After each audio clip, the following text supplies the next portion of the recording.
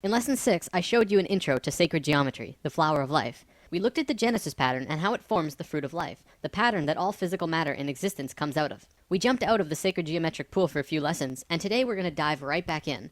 I've mentioned quite a few times that within the flower of life are found the music and harmonics of everything in existence. Let's find out how that works, shall we?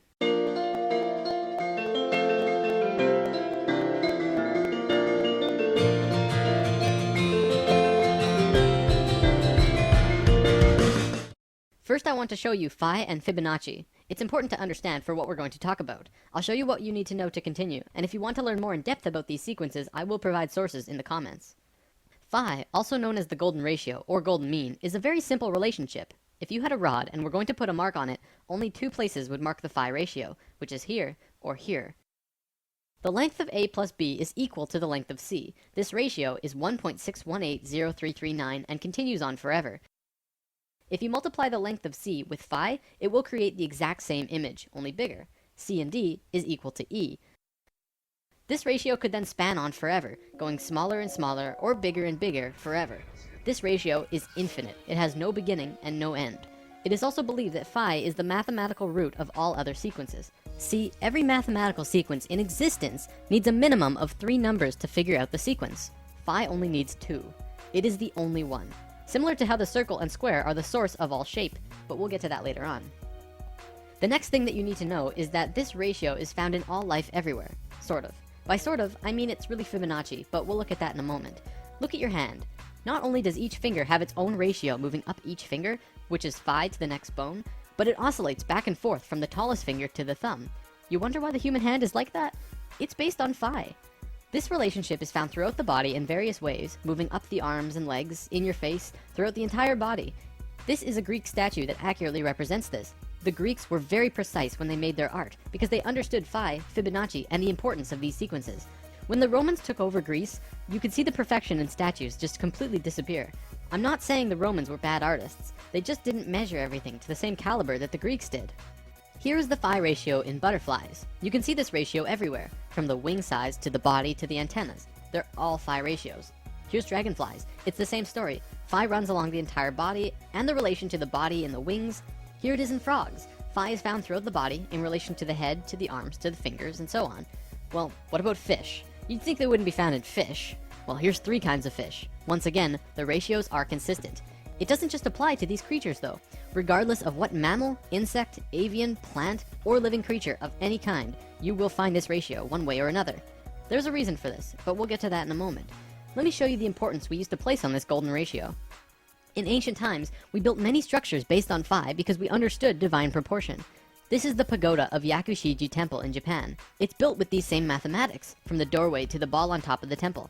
It is a structural embodiment of the proportions that all life holds. The Parthenon in Greece also has the exact same mathematical structure, but even more. I recommend watching Nova's Secrets of the Parthenon if you wish to learn more about this, because the stuff that they find is really cool. The Great Pyramid in Giza also has these proportions. They're incredibly precise, perfect in every way. You'd think that by building these structures using the logical and mathematical proportions so carefully, that they would hinder the creativity behind these buildings, but they really don't. In fact, the left brain understanding all of this can even enhance creativity if used correctly. It makes me wonder about all of the world-famous buildings of the modern world. Could phi be a large factor in what makes them stand out? Let's move on to our next sequence, which is called Fibonacci. Now, the Fibonacci sequence is life's way of creating the golden mean. Allow me to explain. This sequence is continually made from adding the previous number to the current. 1 and 1 is 2. 2 and 1 is 3. 3 and 2 is 5. 5 and 3 is 8. You can see how it continues.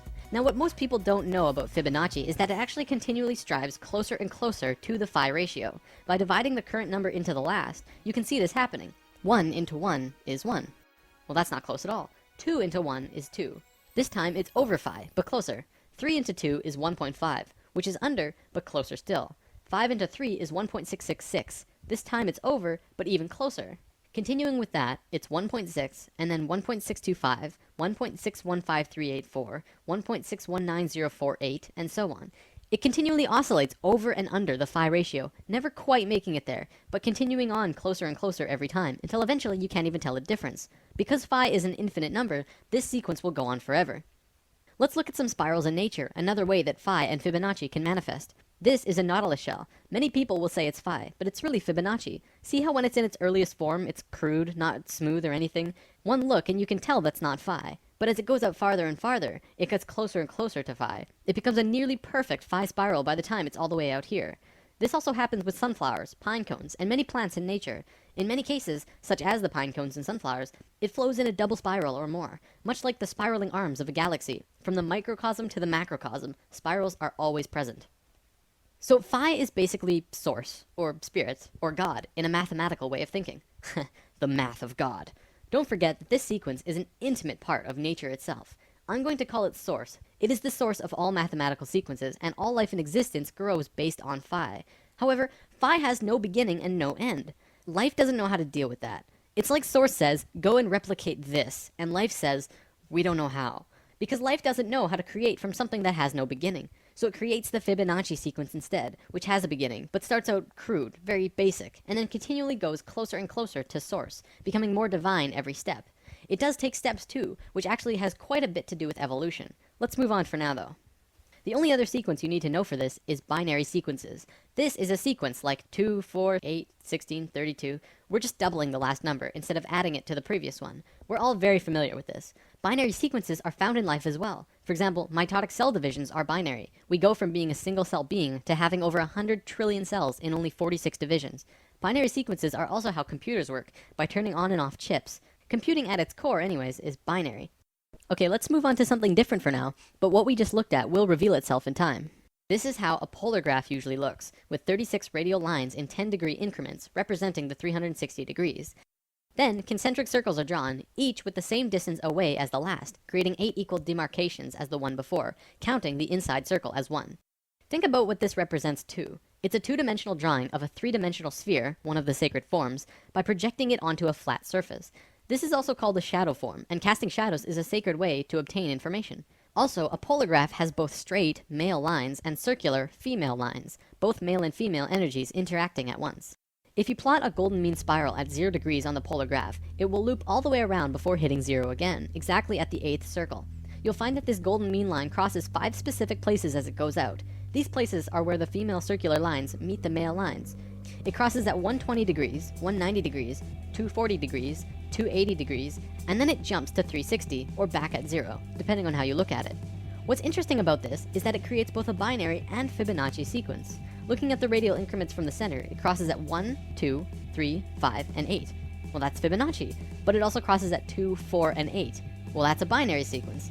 We're going to look at the binary sequence in particular though, because what you find is very cool. If you draw lines from the outermost circles on the lines where the binary sequence was formed, you get this image. It is an equilateral triangle. If you continue the spiral outward, it would continue to hit these exact same places and continue to form larger equilateral triangles. Let's divert yet again to look at something very interesting. There was a man named Keith Critchlow who discovered something very important to understanding the geometry of music. First, he drew a straight line through an equilateral triangle, and then he measured from the middle of the center line and drew a straight line up to the top edge and back down to the bottom corner. Then he did the same, but passed through the center line of the top and back down again. He did this yet again on the other side. You can keep doing this on either side as well. By drawing this funny little form, he discovered something of great importance. He writes, continuing in this way, each successive proportion will be the harmonic mean between the previous proportion and the total length, and all of these proportions will be musically significant. 1/2 being the octave, 2/3 being the fifth, 4/5 being the major third, 8/9 being the major tone or step, and 16/17 being the half tone or step. In other words, he discovered the geometries of music, or at least one aspect of them. Then he tried measuring it in a different way, starting at a different point of the center line. At 3/4, he found the measurements were 1/7, 1/4, 2/5, 4/7, 8/11, and 16/19. All of these numbers are musically significant. This is very interesting. It means that the harmonics of music are somehow related to the proportions of the central line moving through a tetrahedron. Back to the polar graph, you can see that this drawing has a much greater value all of a sudden. Not only that, but it becomes even easier to make your measurements thanks to the polar graph itself. You can just draw a straight line through the drawing on the graph, and it will give you the center line. This information has been taken light years beyond what I just showed you though. A research team found that you can draw these lines not only from the center, but from any nodal points inside the upper half of the triangle, and you'll come up with all known harmonics in existence. Basically, this means that anywhere the straight line and curved lines on the polar graph cross from 0 to 120 degrees and start making the pattern, you will come up with all known harmonic systems. Not only the Western keyboard, but the Eastern, and even many unknown systems that have never been used. As I'm not a musician, there's not much more I can show you related to this, but I would love to see what a musician could really do with this knowledge. How far could you take this? Alright, I'm running low on time here, so I'll wrap up with this unraveling. Remember when we talked about spirals in nature? They often travel in twos. Usually this is male and female. So on this polar graph, if you're going to copy nature, you don't just plot one spiral, you have to plot two. When you do that, it gives you this image, which is a star tetrahedron inside of a sphere. We mentioned this in lesson 7, and this image is more commonly known as the Star of David. Do you remember the face on Mars? NASA obviously tells us that it's just a random formation on the surface of the planet. But right next to the face, there are also a few pyramids and other anthropomorphic structures. I know what you're thinking. Why on earth would I bring that up all of a sudden? Well, Richard Hoagland and his colleagues have spent a long time researching and deciphering a message on the surface of the red planet. Want to know what that message was? It was a star tetrahedron inscribed in a sphere. Holy balls, right?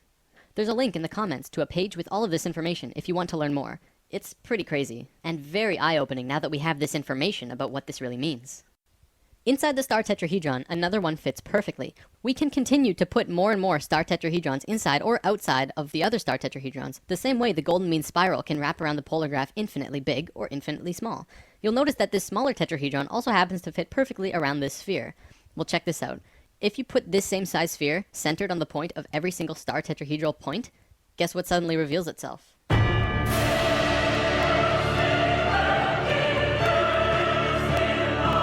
Fruit of life. It's back.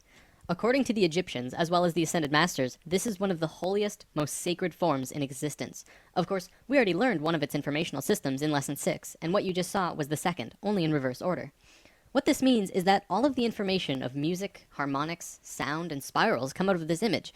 Not only that, but light and the dimensional levels work in the same way as harmonics, which we've already discussed in lesson 2, 7, and 9. Meaning that the geometric information about light and dimensions are also related to this star tetrahedron pattern. So just briefly looking at this image that we looked at in lesson 7, this is the fourth unraveling of the flower of life. It is an infinite spectrum of never-ending fruits of life within more fruits of life. This is the unraveling of dimensions, so it makes a little more sense now, but I won't have time to show you anything more today.